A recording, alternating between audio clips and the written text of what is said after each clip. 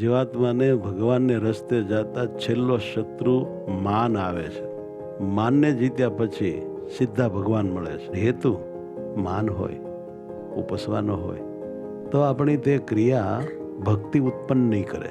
તે જરૂર દેહાભિમાન પેદા કરશે અને યુગો યુગથી જન્મો જન્મથી પડી ગયેલી આ આદત છૂટે એવી નથી, સમજાય એવી પણ નથી, સમજાણ્યા પછી પણ કાઢવા મથો તોય જાય એવી નથી. કેવળ એ ગુરુ કૃપાથી જ આ અહંકાર નાશ પામે છે, બીજો કોઈ ઉપાય નથી. આમ તો આપણે બધાએ મુમુક્ષુ હોવાથી આપણું કલ્યાણ થાય એવો દિલમાં ભાવ રાખ્યો છે, તો પણ નાની મોટી ક્રિયાઓ માન માટે થઈ જાય છે, મોક્ષ માટે થતી નથી.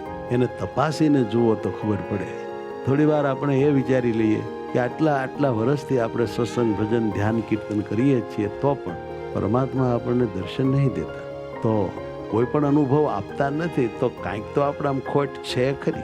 પાછું એવું નથી કે કોઈને પોતે કાંઈ અનુભવ નથી કરાવતા. કેટલાય ભાઈઓને પોતે અનુભવ પોતાનો કરાવે છે, સાક્ષાત દર્શન દે છે. આત્મામાં અખંડ તેજોમય મુક્ત મંડળ વચ્ચે ભગવાન દર્શન દે છે. ઘણાને આવું બધું થાય છે. આપણને નથી થતું એનું કાંઈક તો કારણ હશે. આપણે ભગવાન માટે જ નથી કરતા, માટે ભગવાન આપણાથી રહે છે ડરતા. અત્યારે ભક્તિની જગ્યા માન લઈને બેસી ગયો છે. કાંઈ કરીએ છીએ તે પણ માન માટે, કાંઈ નથી કરતા તે પણ માન માટે. અને આપણને એમ લાગે કે આ કરીશ તો આમાં કાંઈ બહુ ઉપસવા મળશે નહીં, બહુ માન મળશે નહીં, એટલે ના પાડીએ. આ કરીએ તો ભગવાનને ભગવાનના સંતોમાં ભાવ થાય માટે કરવું છે. આ કરીશ તો ભગવાનને ભગવાનના સંતો ભક્તોમાંથી ભાવ ઘટશે માટે નથી કરવું.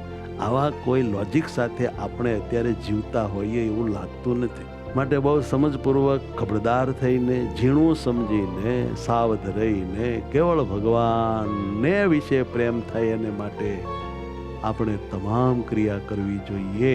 આ વાંચું કહું તો મારા તમારાથી શુદ્ધ ભક્તિ થતી જ નથી. આપણા હૃદયમાં 100% પ્યોર ભક્તિ હોતી નથી. અંદર કાંઈક ભેળસેળ હોય છે.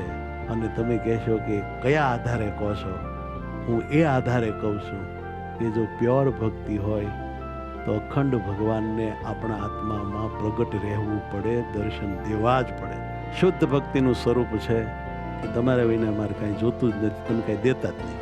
મળો તો તમે મળો, બાકી બધું ટળો. આવો અંદરનો રણકાર એને શુદ્ધ ભક્તિ કહેવાય.